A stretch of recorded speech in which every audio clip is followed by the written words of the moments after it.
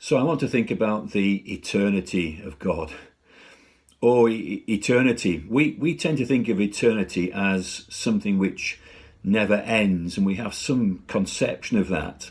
Thomas Watson, the great Puritan writer and preacher, once said that if we imagined the whole earth were a heap of sand, and a little bird came once every 10,000 years and took away one grain of that sand, how vast the time would be before that whole heap of sand was removed. And yet that time is finite, and it would one day happen. But eternity, it never ends. A.W. Tozer said, imagine that there's an infinite roll of paper, and time would be just a little line drawn on that piece of paper. But the eternity of God is quite different, quite different. It has no end, certainly, but it had no beginning, and we find that hard to conceive. God had no beginning. Eternity is unique to God. However, God's eternity is far more awesome than a progression of time past, present, and future.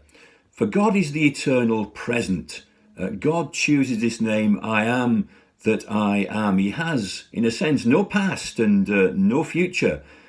He simply is. He's the eternal present. We are time-bound creatures, and he is not. God is now at creation. God is now at the final judgment. God is at all points in between and before and after. He's watching me being born right now. He's watching me getting married. He's watching me making this vlog. He's watching me die. He's watching me rise again. He is all times, and yet he's confined to no time. He dwells in the vastness of eternity. He is the great I am. And this is something of the eternity of God.